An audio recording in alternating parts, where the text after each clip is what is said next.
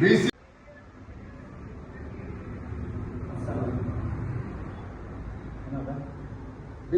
ఐక్యత, బీసీల ఐక్యత, బీసీల ఐక్యత, బీసీల ఐక్యత, సాధిద్దాం సాధిద్దాం, బీసీల హక్కులు సాధిద్దాం, సాధిద్దాం సాధిద్దాం, బీసీల హక్కులు సాధిద్దాం, బీసీల ఐక్యత, బీసీల ఐక్యత, జై బీసీ, జై బీసీ, జై బీసీ, జై బీసీ, జై బీసీ, జై బీసీ.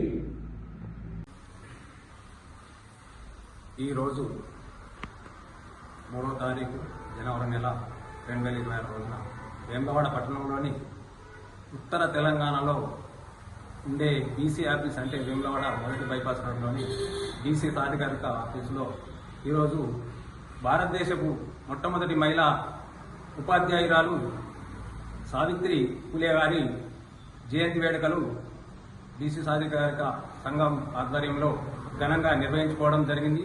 అదేవిధంగా మహిళలు ఉన్నత రంగాలలో రాణించాలని కోరుకుంటూ మహిళా మనుల సోదరుమణులకు ఇది సావిత్రిబాయి పూలే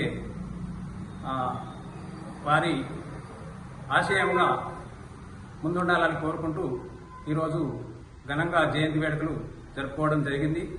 దీనికి గాను ఉమ్మడి కరీంనగర్ జిల్లా బీసీ సాధికారిక సంఘం అధ్యక్షులు పొలాస నరేందర్ గారు, కూరగాయల మల్లేశం గారు మరియు ఉయ్యాల భూమన్న గారు ఇంకా తదితరులు బీసీ సంఘ నాయకులందరం కలిసి పళ్ళ పంపిణీ కూడా చేయడం జరిగింది. జై బీసీ, జై జై బీసీ.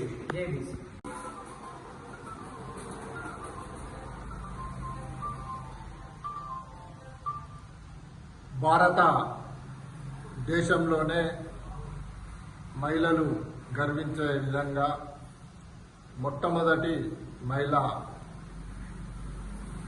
ఉపాధ్యాయురాలు, చదువుల తల్లి సావిత్రిబాయి పూలే గారి నేడు 195వ జయంతి సందర్భంగా బీసీ సాధికారిక సంఘం ఆధ్వర్యంలో బీసీ సాధికారిక సంఘం కార్యాలయంలో ఘనంగా నివాళులర్పించి సావిత్రిబాయి పూలే గారి చిత్రపటానికి పూలమాలలు వేసి పండ్లి పంపిణీ చేయడం జరిగింది.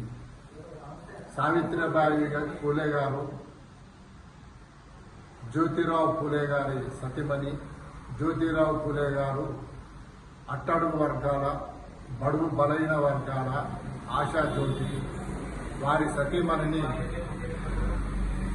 బడికి పంపించి చదువు నేర్పించి ఉపాధ్యాయులను చేసి మహిళల చైతన్యం కొరకు, మహిళలు అన్ని రంగాల్లో అభివృద్ధి చెందడానికి కొరకు, మహిళలు పురుషులతో సమానంగా ఉండాలన్న మంచి ఉద్దేశంతో, లక్ష్యంతో, మరి వాళ్ళ ఆశయంతో ముందుకెళ్లారు.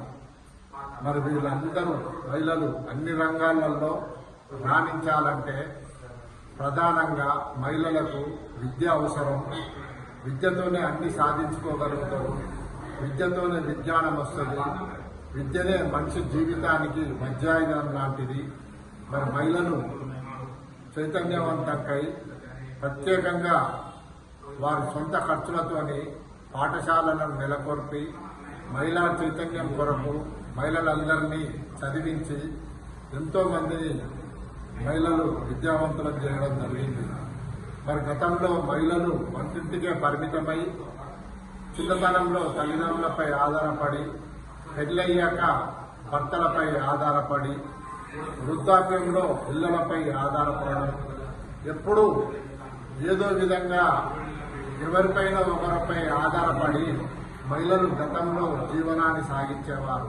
నేడు ఆ విధంగా కాకుండా మహిళలు విద్యను అభ్యసించి ఉద్యోగాలు చేస్తూ, వ్యాపారాలు చేస్తూ వాళ్ళ కాళ్ళపై వాళ్ళు ఆధారపడమే కాకుండా వారి పిల్లలను, వారి భర్తలను, వారి తల్లిదండ్రులను కూడా పోషించే స్థాయికి ఎదిగిర్రంటే మరి దానికి కారణం జ్యోతిరావు పూలే గారి సతీమణి సావిత్రిబాయి పూలే గారు అని ఈ సందర్భంగా చెప్పక తప్పడం లేదు.